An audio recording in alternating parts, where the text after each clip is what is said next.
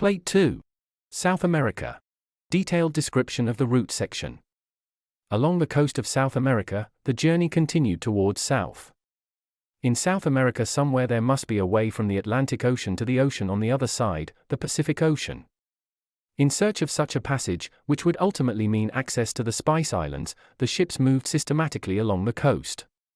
One place seemed promising, Rio de la Plata, but turned out to be a dead end. 15 days for exploration had been useless effort. The disappointment was great, and again came the question, are we perhaps looking for something that doesn't exist at all? Turn back or continue? Giving up was out of the question, at least for Magellan. He did not allow any contradiction. The search continued south along the coast of South America. Not a single bay or river estuary was left out. Moving south also meant that temperatures were getting colder and colder. Only one thing helped against icy storms and unsuitable clothing: rest and overwinter. The chosen site was in Puerto San Julian, a port in Argentina. Wintering also meant no chance for refilling food supplies.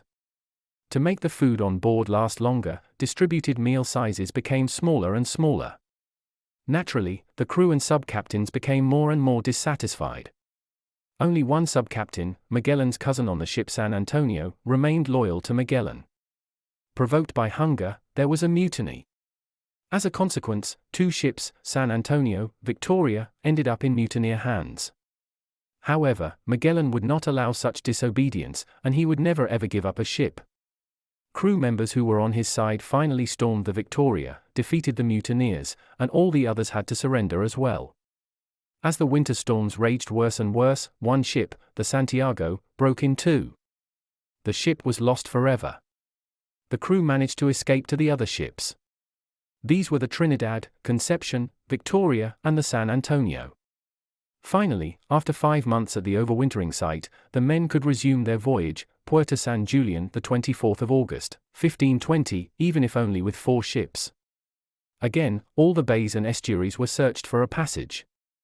In stormy weather, the search was particularly difficult. Why? Because storms are more dangerous near the coast than on the high sea, meaning that a ship can easily be hurled against rocks or run aground on sandbanks. The Trinidad and the Victoria, including men aboard, had made it pretty well through the storm. There was a rude awakening when the weather finally calmed and the sky had cleared, no trace of the Conception and the San Antonio. An intensive search began, filled with growing fear that the missing ships might have broken apart and their men drowned. But, eventually, the big relief. At first barely recognizable from a distance, Conception and San Antonio reappeared. Even more, they came with good news, namely discovery of the entrance to the presumed passage. In a bay, they had found salt water, not fresh water. Their clever conclusion was that the bay must lead to another salt water, i.e. an ocean. This passage was later called Strait of Magellan. Of course, this was a tremendous triumph, especially for Magellan. Nevertheless, no one thought of partying. After all the exertions the men had experienced, the crew was simply too exhausted to jump for joy. And with supplies running low, drinks and nibbles for partying would be non-affordable anyway. Magellan became even more strict: on pain of death, no one may speak of turning back or food shortages anymore. At the end of the passage, the ships came across many small islands. These already belonged to the Pacific Ocean, the sea that also holds the Spice Islands. The ships had to laboriously win their way through the islands. Any path would lead into the sea at some point. The plan to find a preferably short and easy one was, each ship explores a different path. Whoever finds it first calls the others to join them. The men on the San Antonio seized the opportunity and made off with the ship. They returned to Spain on the 6th of May, 1521. Because the San Antonio was the largest ship with the most supplies, its loss was particularly severe for Magellan and all the other remaining men. Magellan named the sea where he landed, the 18th of November, 1520, Pacific Ocean, meaning peaceful, because there was no storm here. Also called the Silent Ocean.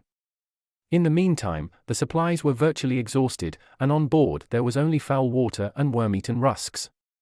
Out of sheer misery, the men eat leather from the ship. They also hunted rats and mice. Worse still, many died of scurvy. What to do with the corpses? they had to be thrown overboard to prevent cannibalism and disease spreading.